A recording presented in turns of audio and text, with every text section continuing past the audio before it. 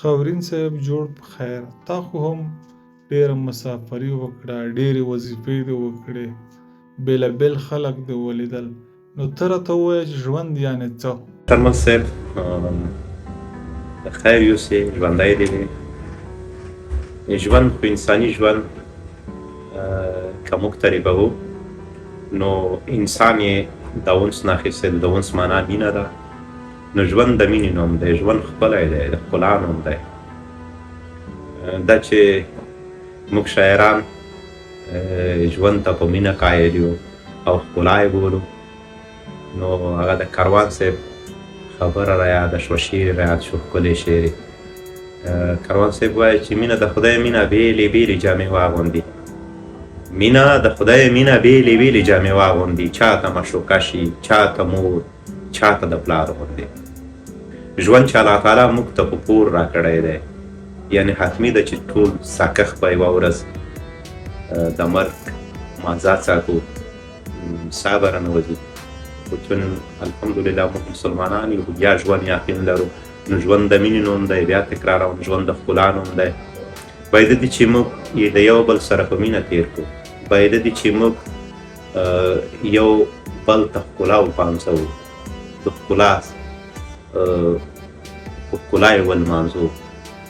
او د دې تر څنګ پکار ده موږ انسانانو ته که چیرې موږ ښېګړه کولی شو، مرسته کولی شو د چا سره، تر خپله وسه مرسته ورسره وکړو. ځکه ټول انسانان ورونه او خویندې دي، د یو آدم علیه السلام او د حضرت حوا له وجوده پیدا شوي یو. نو رب العزت هم رب العالمین دی، په ټول انسانانو هغه دی رحم کوونکی دی. خاص په موږ مسلمانانو نه دی، یعنې باید هر انسان ته موږ په احترام قایل شو. انساني ژوند چې پر نورو ژویو انسان ته غوره توب وربخلی دی، همدا معنا لري چې مینه ده، ښکلا ده، همدردي ده د یو بل سره. نو باید دي چې موږ ژوند داسې تېر کړو چې نورو ته هم ښېګړه ورسېږي. خالي وکړه، وڅښه، وغونډه، دغه ژوند نه دی. ژوند پېژندل پکار دي. ژوند مینه ده، ژوند ټولنه ده، ژوند هېواد دی، ژوند ولس دی، ژوند ژبه ده، او ژوند په ټوله کې لوی انسانیت دی. په ژوند ډېر غور پکار دی. تر ټولو یې ښېګړه دغه ده چې که موږ چا سره د نیکۍ او همدردۍ وس لرو، باید ده چې موږ د نورو سره ښېګړې وکړو. یوازې خپل ژوند نه دی.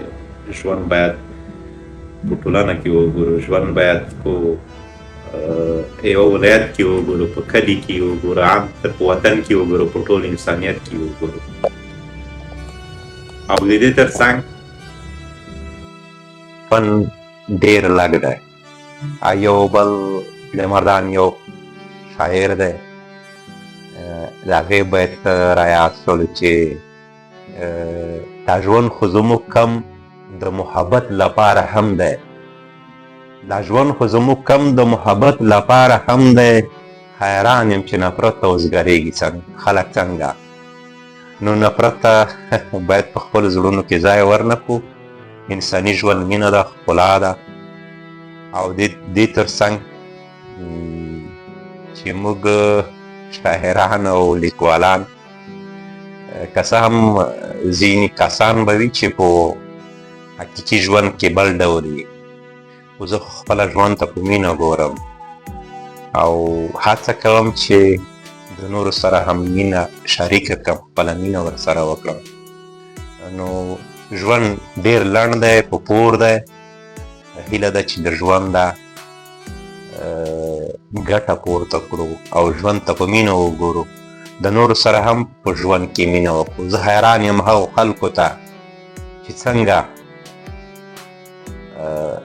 څوک نور ازاروي، زړونه ورانوي. مننه کوم.